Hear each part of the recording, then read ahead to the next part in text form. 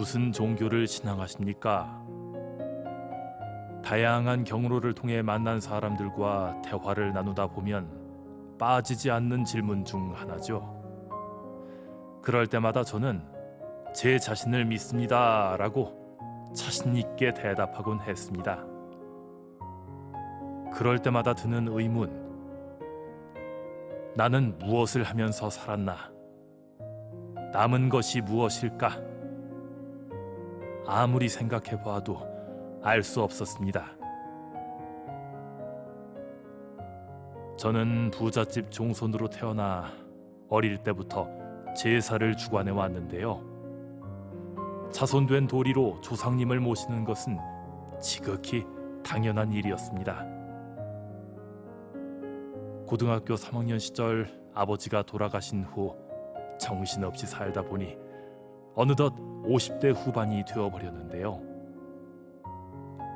자신을 믿는다고 했던 제가 상제님 진리를 신앙하게 될 줄은 꿈에도 알 수 없었습니다. 지금으로부터 8년 전 저는 인생의 큰 시련을 맞이했는데요. 사업이 부도가 나면서 가정을 돌보기 힘들 정도로 떠돌면서 방황하게 된 것이죠. 이래선 안 되겠다 싶은 생각에 험한 일도 마다하지 않고 닥치는 대로 일했지만 다시 일어서기엔 역부족이었습니다. 그런 저를 안타까워하던 지인의 권유로 다른 지역에서 다시 사업을 시작했는데요. 엎친 데 덮친다는 말처럼 나아지기는커녕 시련은 연속되었습니다. 세상이 뒤집어졌으면 좋겠다. 사람들의 말과 행동은 생활 환경의 영향을 많이 받는다고 하죠. 저 역시 온갖 어려움을 겪다 보니 절망적인 말들을 입버릇처럼 쏟아내곤 했습니다. 그러던 어느 날 인생이 바뀌는 일이 일어났는데요. 제가 일하는 곳에 지하 설비를 하기 위해 오신 분을 알게 되면서 상제님 진리를 만났기 때문입니다.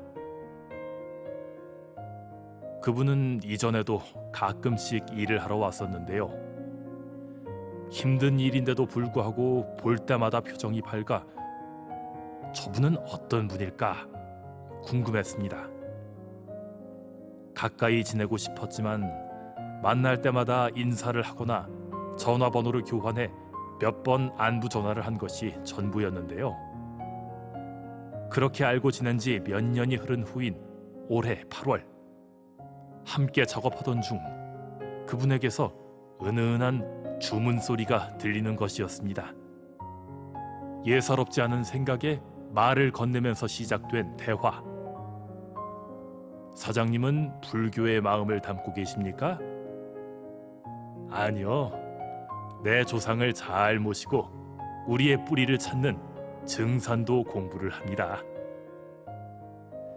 이후 그분은 자신을 원주 우산도장에서 신앙하는 도생이라고 소개했는데요. 입도 후 알고 보니 구역 포감님이었습니다. 종갓집 장손으로 제사 모시는 것이 익숙했던 저는 조상님을 잘 모신다는 말이 제일 가슴에 와닿았는데요. 그런 저를 묵묵히 바라보던 김포감님은 도장에 방문해 볼 것을 권유했습니다. 세상 사람들이 자연의 이치와 인간의 도리를 모르기 때문에 서로 상처를 주고받으면서 살고 있는 것입니다.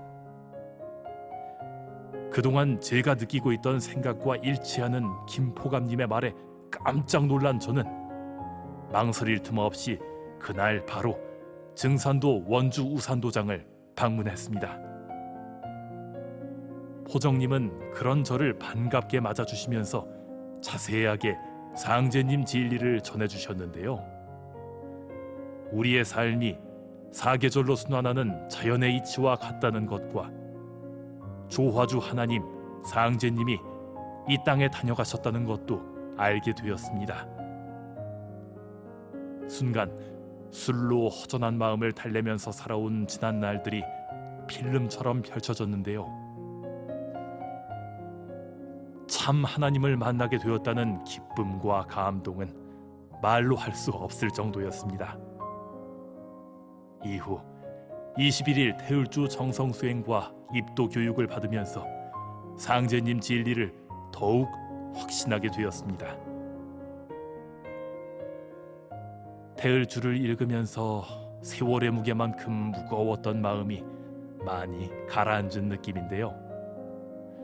절망으로 가득했던 마음도 점점 희망으로 채워져 가는 것 같습니다. 하루하루 마음의 변화를 체험하는 지금, 가만히 생각해 보니 그동안 제 인생은 상제님 진리를 만나기 위한 필연적인 과정이었다는 생각이 듭니다. 저를 도문으로 인도해 주신 조상님과 태상 종도사님께 무한한 감사를 드립니다.